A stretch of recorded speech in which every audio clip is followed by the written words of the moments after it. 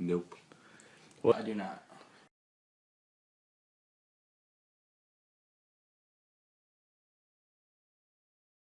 They help me do my homework, study for tests. They give me access to information to learn whatever I want. They help me with stuff like on-the-go things like sending emails or checking our school's eCampus, which is where you can check for enrollment stuff and grades like that.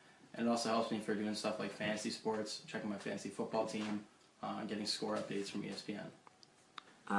It's easier to take notes in class. It's easier to talk to your friends.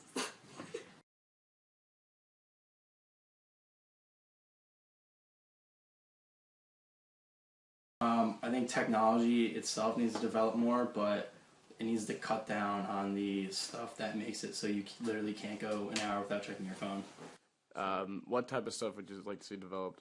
I don't know, like war's bad. Maybe stop that. No, but stuff like, just like in third world countries, like so they can become more advanced and stuff. More technology, the better.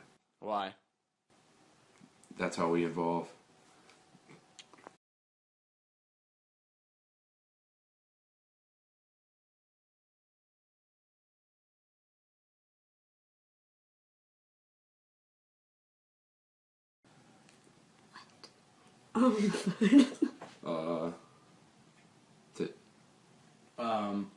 Let's see here, like just total like electronic stuff. A printer? Well, it's technically a computer. Like not electronics. No, electronics, but What something that's not like a that's laptop all I or a phone. use. My iPad, that's all the electronics I use.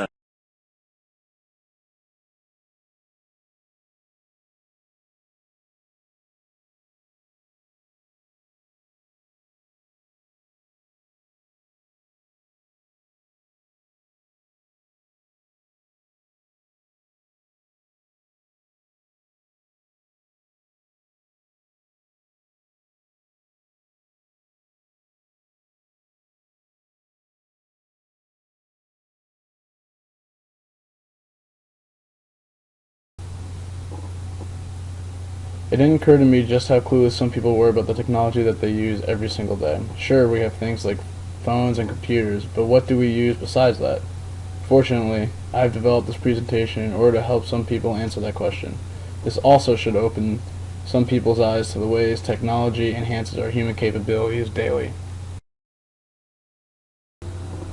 Briefly, these are a few things that are coming up in the presentation that should help in understanding the technology around you. This outline, as well as all the content presented in this presentation, all stems from these web pages that I've created.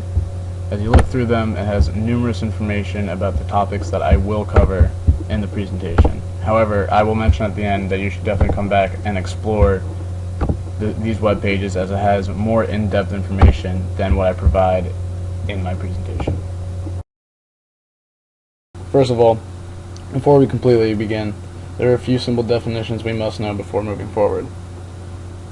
Technology is just the application of scientific knowledge for practical purposes, and machinery and equipment developed from the application of scientific knowledge. Human capability is the extent of the power or ability a human has, and data analysis is the process of systematically applying statistical and or logical techniques to describe and illustrate, condense and recap, and evaluate data. We'll cover data analysis in a bit. This is a tough topic to condense into a limited amount of information, just because the topic is so broad. The point I'm trying to make, however, is that increasing technologies wouldn't be possible without the use of computers.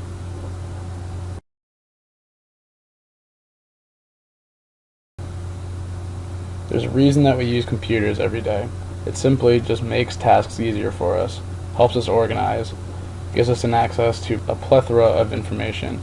It's convenient for communication, and computers allow us to depict information using numerous applications, software, and programs. This leads us to the next slide.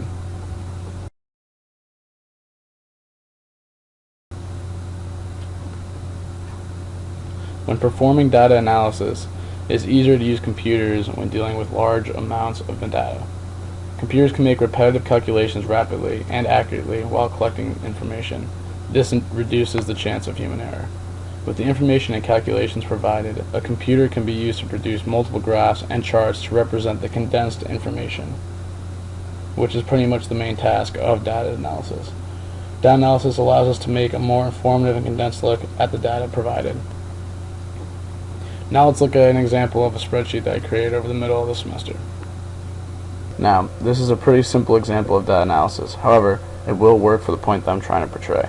So, throughout the course of the Computer Science 101 semester, we were given a bunch of different grades on all of our different assignments, which we were supposed to put into this spreadsheet. As you can see, quizzes, homework, participation, all that is within this document.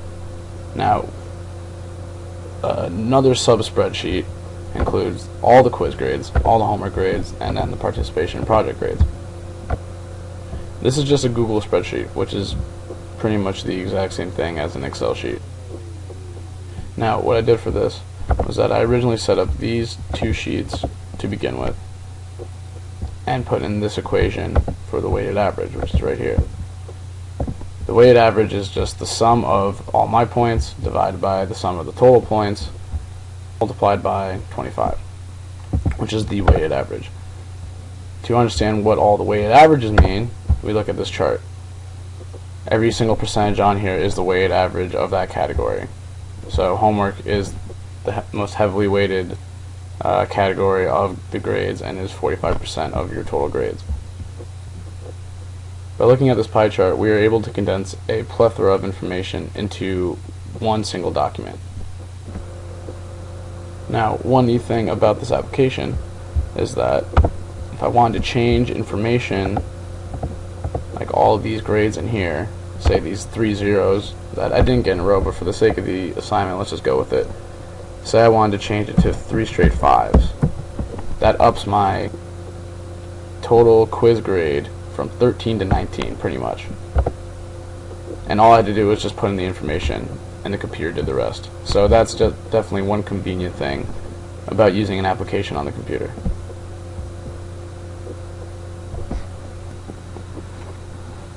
Now, the biggest question is what stems from data analysis. We know that it's comparing and interpreting data. However, where does that get us? As I stated before, when we use data analysis, we can make decisions on products or even theories that in turn can help us create and build new technologies. So, if you think about it, data analysis through computers enhances our ability to create products that also enhance our ability. One example of this is gear made for humans to use and wear in extreme weather conditions. But what about the technologies that we encounter every day? Well, you may not realize it, but small computers are built within many common household items. Those, along with other items, include kitchen and cleaning appliances like fridges and freezers and microwaves that might have a little computer device within them, vehicles that have GPSs and rear view cameras, prescription drugs like performance enhancers, and then just computers in general. The common apps and computers can help for organizing and scheduling and everyday activities, just like the example that I just showed you. The list goes on. Now we move from luxuries to necessities. Perhaps the most influential example of this whole topic is the use of assistive technologies.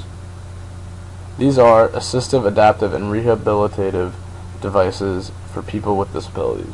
The key example that we're going to elaborate on is cochlear implants.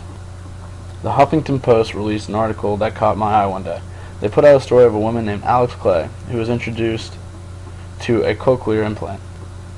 She received the implant and once revisiting doctors was able to hear for the first time in 10 years. It's pretty neat stuff, right? But she isn't the only one. As of 2013, 324,000 people had received cochlear implants. This device is very different from hearing aids, as it is actually installed beneath the ear, between the ear and the brain. This technology is allowing profoundly deaf people to hear for the very first time. Now, as we go to the next page, let's see this in action. Just watch the baby's reaction once the device is turned on. Here we go, it's coming back on, and he's back on again.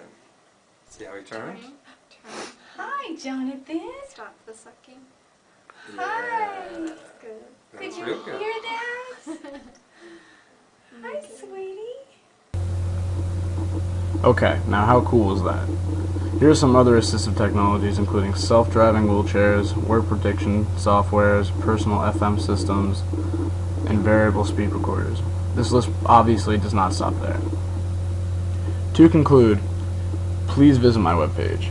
By exploring through the links I provided and reading about the various technologies that enhance our human capabilities, you will learn that these devices are everywhere. All these creations help make us achieve more. For example, as I showed before, simple technologies such as an Excel spreadsheet is easy to use and can help us organize and interpret large amounts of data in a short period of time.